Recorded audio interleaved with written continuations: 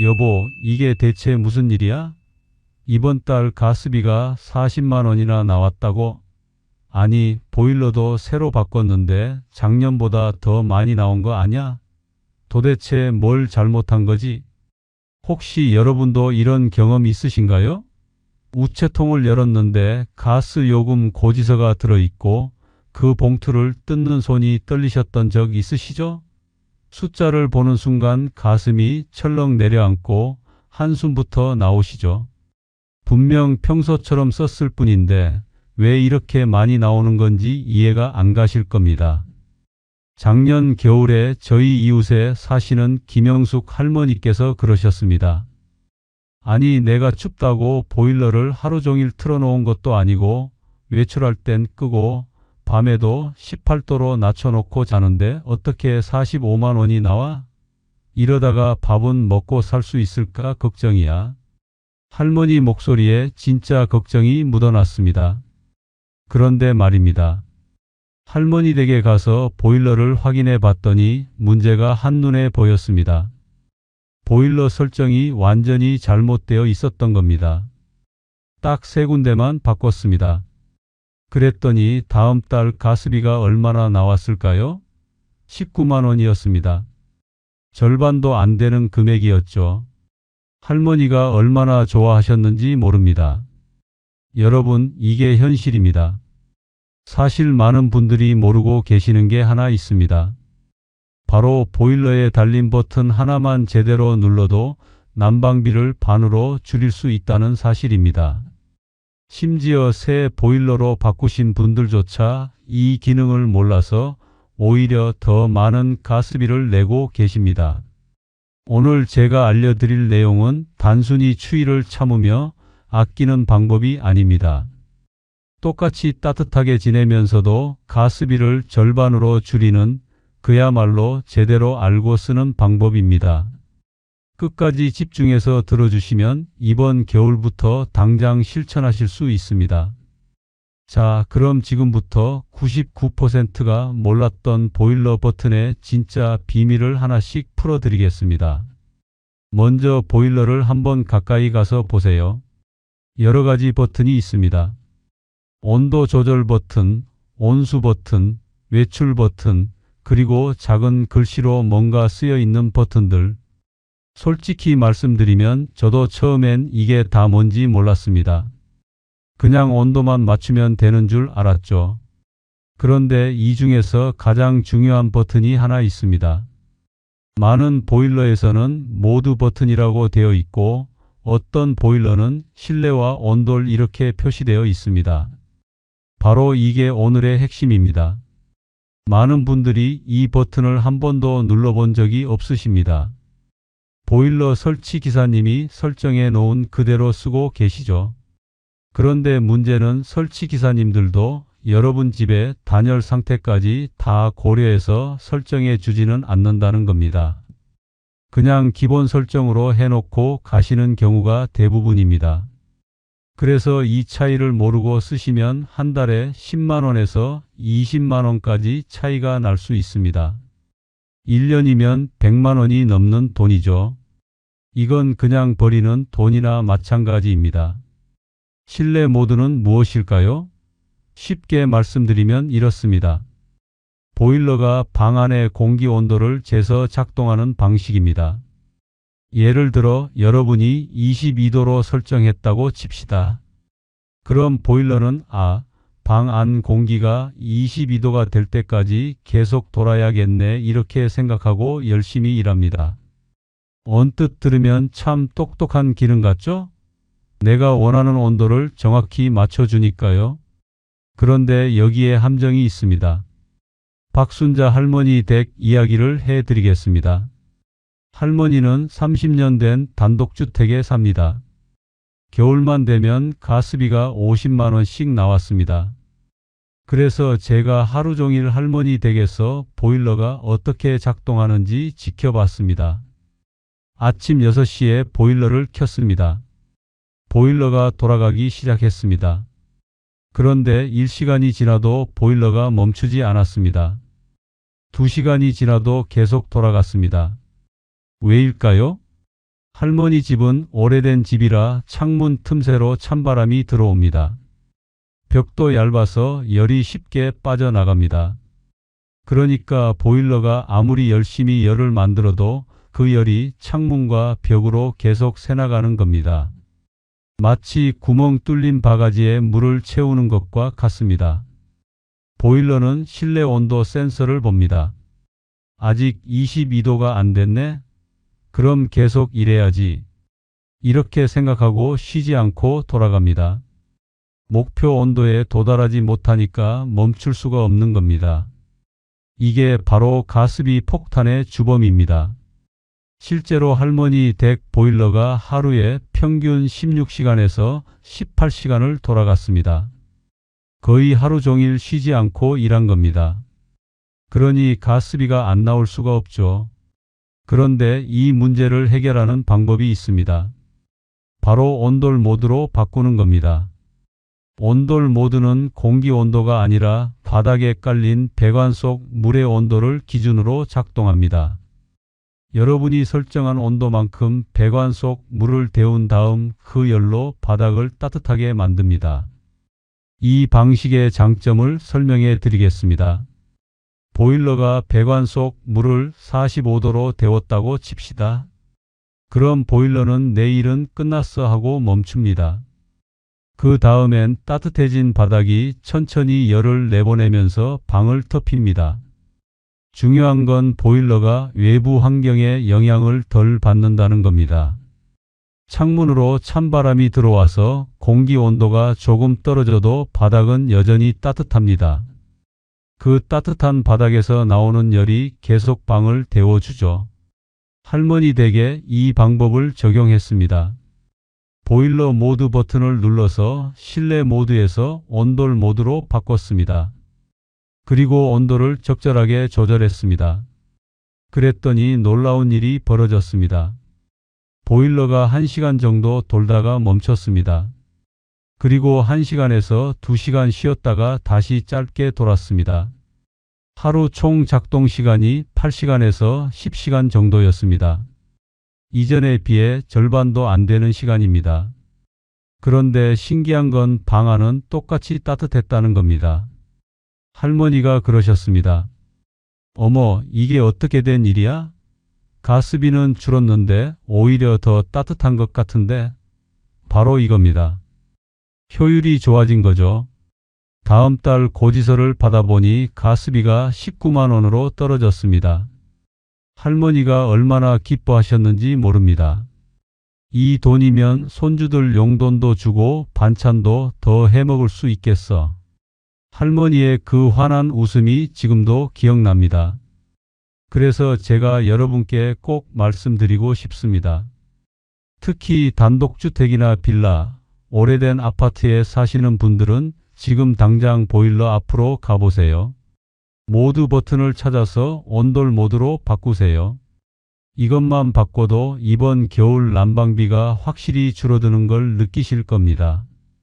혹시 여러분 보일러에 온돌 모드가 없고 실내 모드만 있다면 어떻게 하냐고요? 그럴 때는 실내 온도를 조금 낮게 설정하되 바닥 온도를 높게 설정하는 방법이 있습니다. 보일러 설명서를 보시거나 고객센터에 문의하시면 자세히 알려줍니다. 자, 이제 두 번째로 많은 분들이 오해하고 계시는 기능에 대해 말씀드리겠습니다. 바로 예약 모드입니다. 이영희 할머니는 아들 내외가 맞벌이를 합니다. 아침 8시에 출근해서 저녁 7시에 들어옵니다. 그러니까 낮 동안 11시간 정도는 집에 아무도 없습니다. 할머니가 생각하셨습니다. 낮에는 집에 아무도 없으니까 보일러를 꺼야 가스비를 아낄 수 있겠지? 그래서 매일 아침 출근할 때 보일러를 완전히 껐습니다. 그리고 저녁에 퇴근해서 돌아오면 다시 켰습니다. 합리적인 생각 아닙니까? 안 쓰는 시간에는 끄는 게 당연하죠. 그런데 이게 오히려 가스비를 더 많이 나오게 만들었습니다. 왜 그럴까요? 보일러를 완전히 끄고 11시간을 놔두면 어떻게 될까요? 집안 온도가 쭉 떨어집니다. 한겨울에는 실내 온도가 10도 아래까지 떨어지기도 합니다. 바닥도 차갑게 식어버리고 벽도 차가워집니다. 그러다가 저녁 7시에 집에 돌아와서 보일러를 켜면 어떻게 될까요? 보일러가 완전히 식어버린 집을 다시 데우느라 미친 듯이 돌아갑니다. 최대 출력으로 3시간에서 4시간을 쉬지 않고 돌려야 겨우 따뜻해집니다. 이영희 할머니 댁을 측정해 봤더니 저녁에 집에 돌아와서 보일러를 켜고 나서 집이 따뜻해지기까지 평균 3시간 30분이 걸렸습니다. 그 3시간 30분 동안 보일러가 최대 출력으로 계속 돌아갔습니다. 이때 소모되는 가스가 어마어마합니다. 전문가들이 계산해 보니 이렇습니다. 완전히 식은 집을 다시 데우는 데 드는 에너지가 간헐적으로 낮은 온도로 유지하는 것보다 2배 이상 많다고 합니다. 쉽게 비유하자면 이렇습니다. 자동차로 고속도로를 달릴 때 일정한 속도로 계속 달리는 게 연비가 좋습니까? 아니면 멈췄다가 다시 출발하고 멈췄다가 다시 출발하는 게 연비가 좋습니까? 당연히 일정하게 달리는 게 좋죠. 보일러도 마찬가지입니다.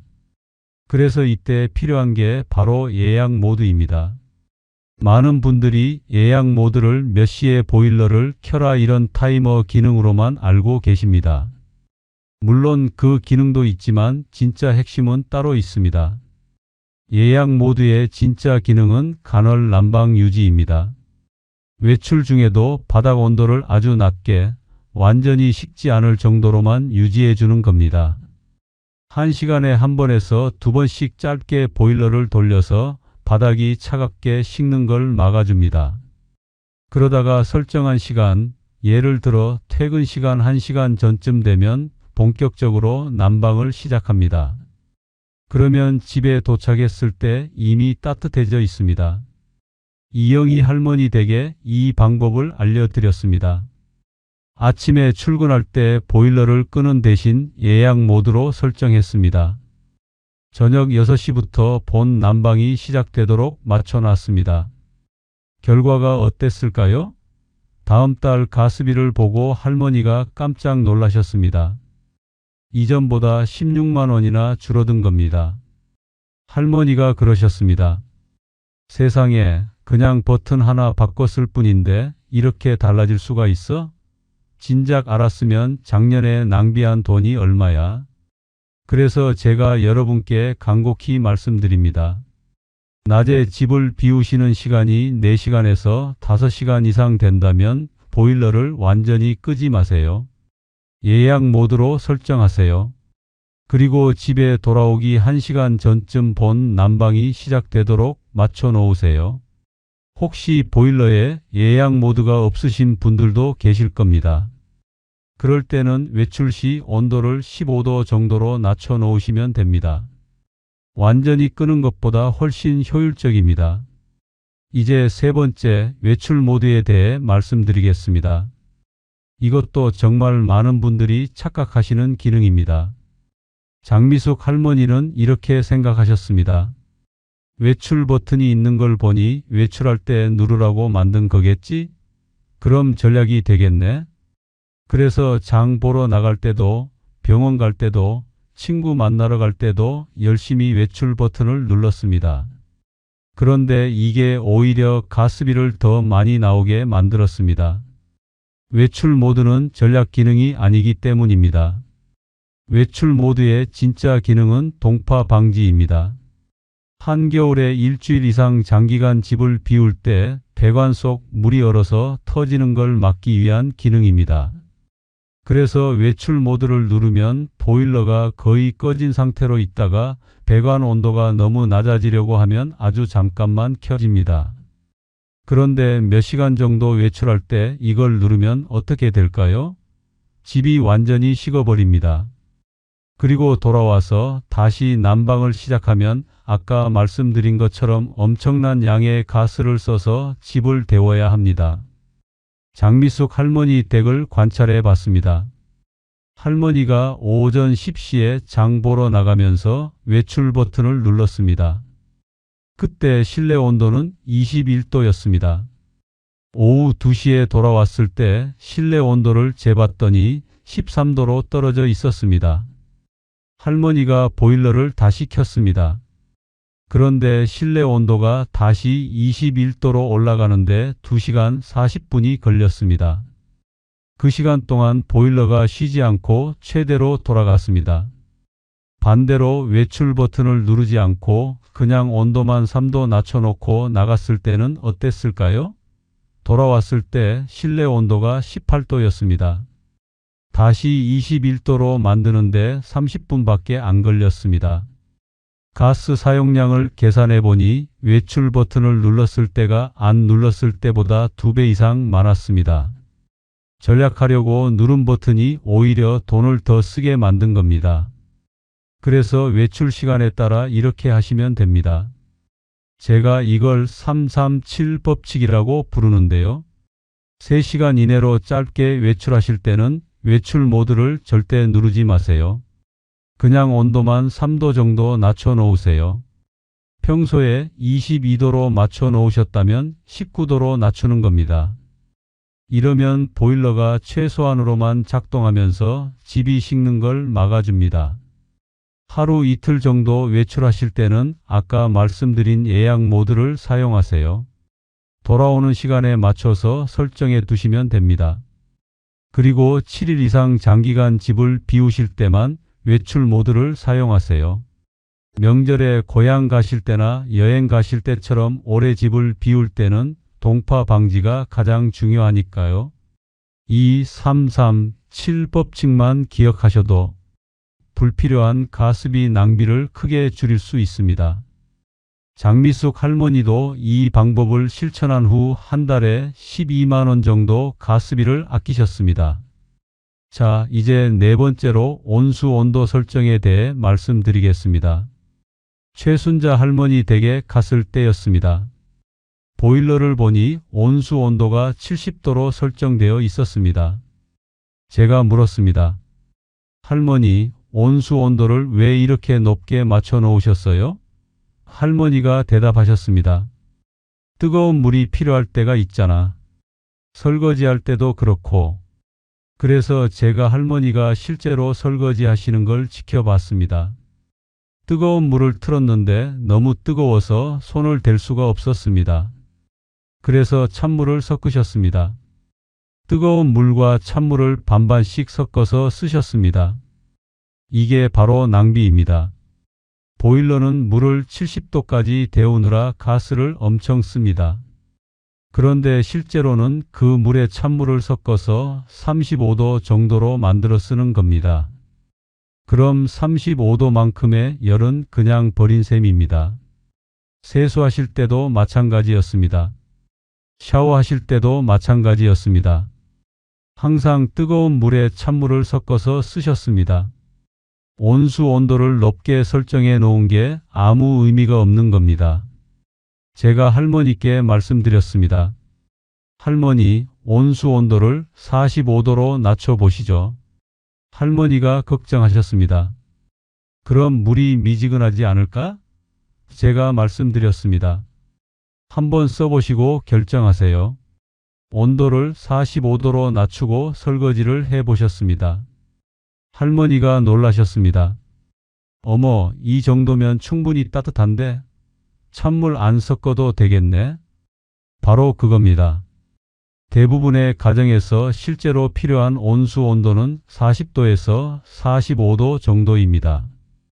이 정도면 설거지하기에도 세수하기에도 샤워하기에도 충분히 따뜻합니다. 찬물을 섞을 필요가 없습니다.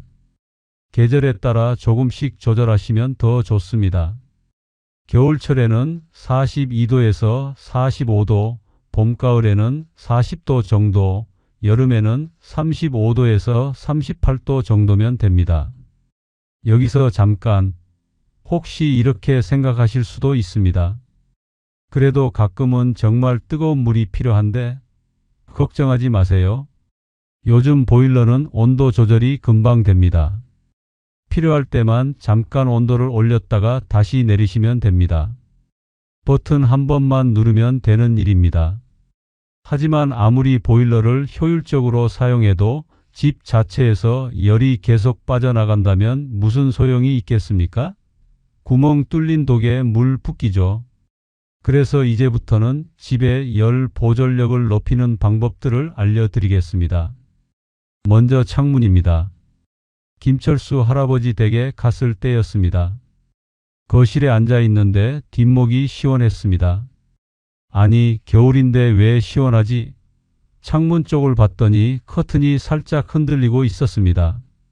창문 틈새로 찬바람이 들어오고 있었던 겁니다. 손을 창문 가까이 대보니 확실히 찬 기운이 느껴졌습니다. 할아버지께서 그러셨습니다. 이 집이 30년 됐으니까 창문이 좀 헐거워졌어. 그래도 뭐 어쩌겠어.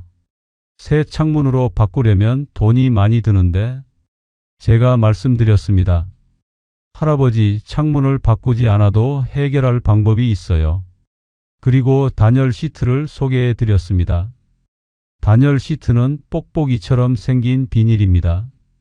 인터넷이나 마트에서 몇천 원이면 살 수 있습니다. 이걸 창문에 붙이기만 하면 됩니다. 붙이는 방법도 간단합니다.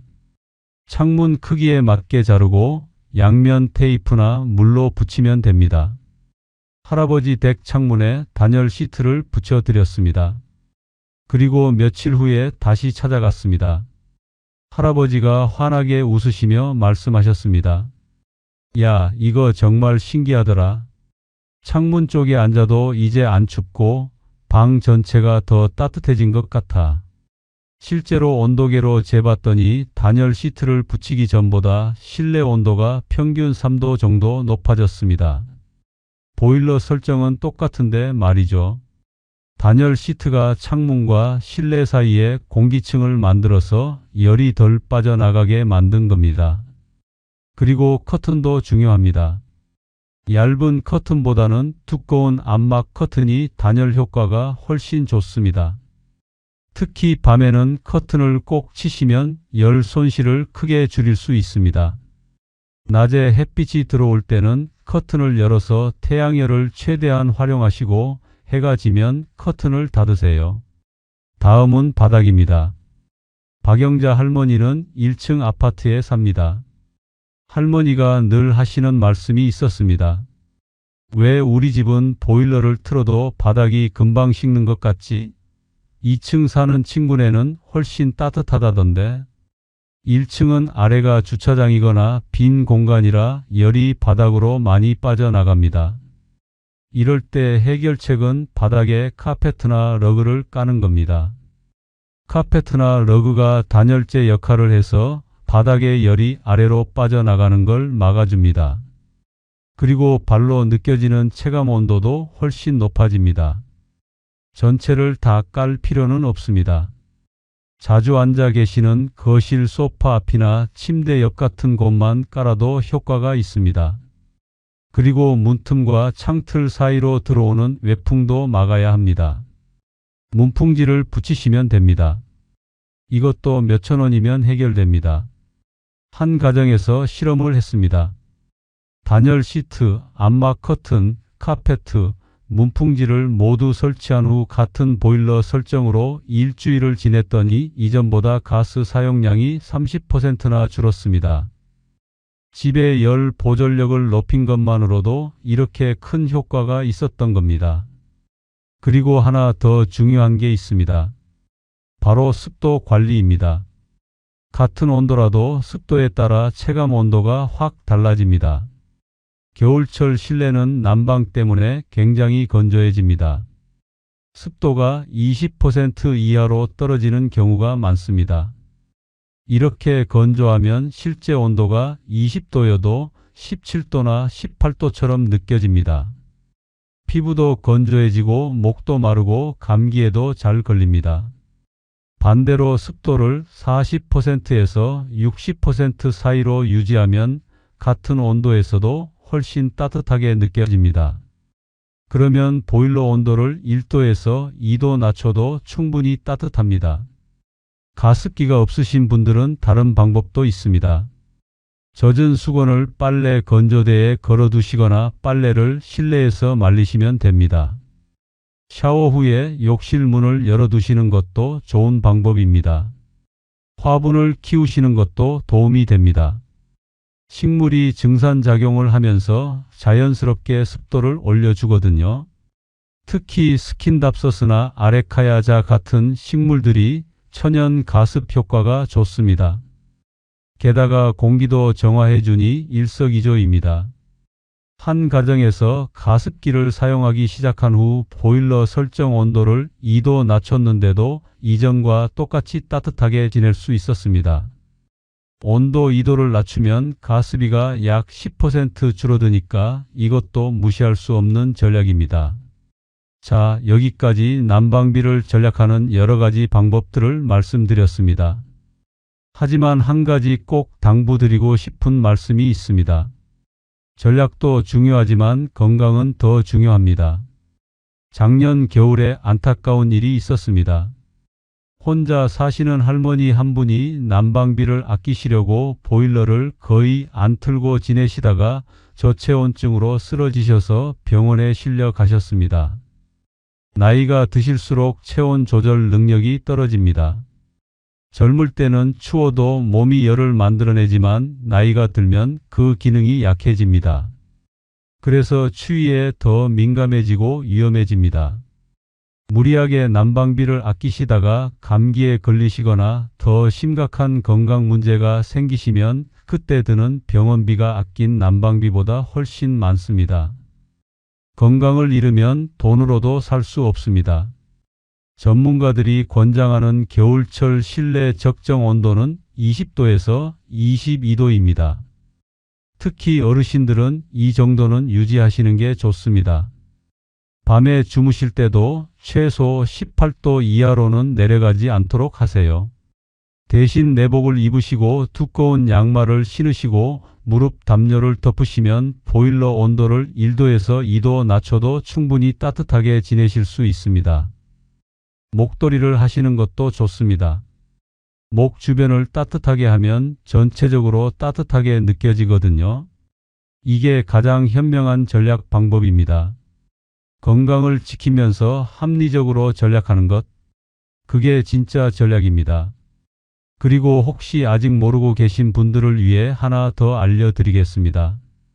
정부에서 난방비 지원 제도를 운영하고 있습니다. 에너지 바우처라는 제도입니다. 기초생활수급자, 차상위계층, 그리고 일정 소득 이하의 노인, 장애인, 중증질환자 가정에 난방비를 지원해 줍니다. 1인 가구는 약 29만원, 2인 가구는 약 40만원, 3인 가구는 약 50만원 정도를 지원받을 수 있습니다. 이 금액이면 겨울철 난방비 부담이 확 줄어들죠. 신청은 거주지 주민센터에 가시면 됩니다. 필요한 서류는 주민등록 등본이랑 건강보험증 정도입니다.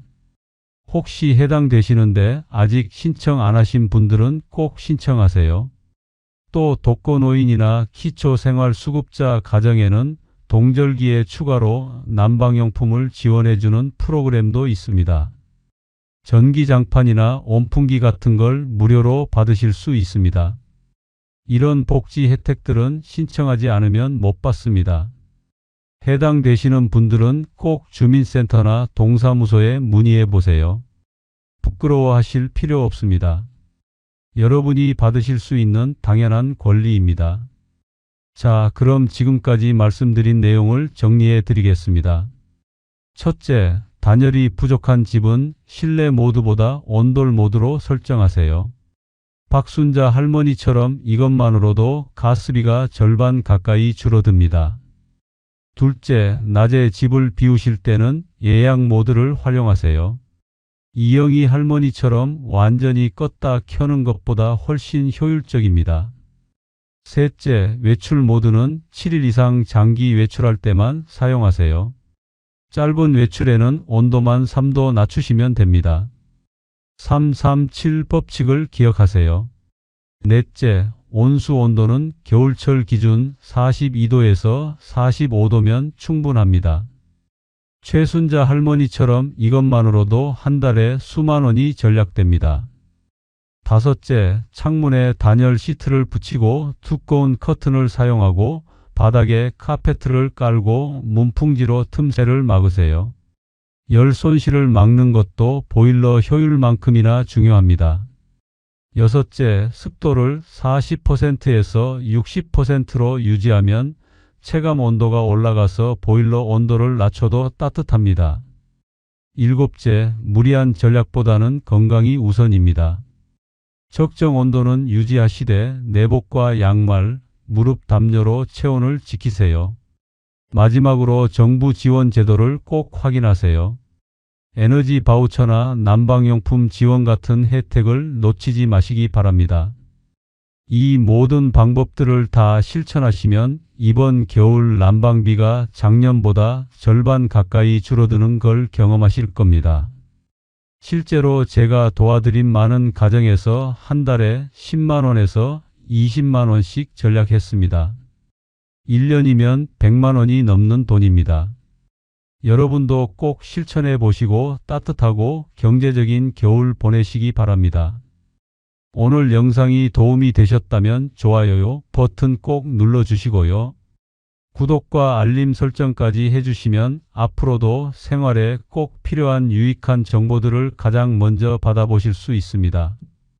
댓글로 오늘 영상을 보신 소감을 한 줄만 남겨주세요. 아니면 여러분이 가지고 계신 난방비를 줄이는 방법도 댓글로 알려주세요. 여러분의 댓글 하나하나가 더 좋은 영상을 만드는 데 큰 힘이 됩니다. 다음 영상에서는 2026년 노인 일자리 신청 12월 2일 이때 놓치면 1년 후회합니다. 라는 주제로 찾아뵙겠습니다. 이 영상도 절대 놓치지 마시고 꼭 보러 와주세요. 그럼 여러분 이번 겨울 따뜻하고 건강하게 보내시길 바라겠습니다. 감사합니다.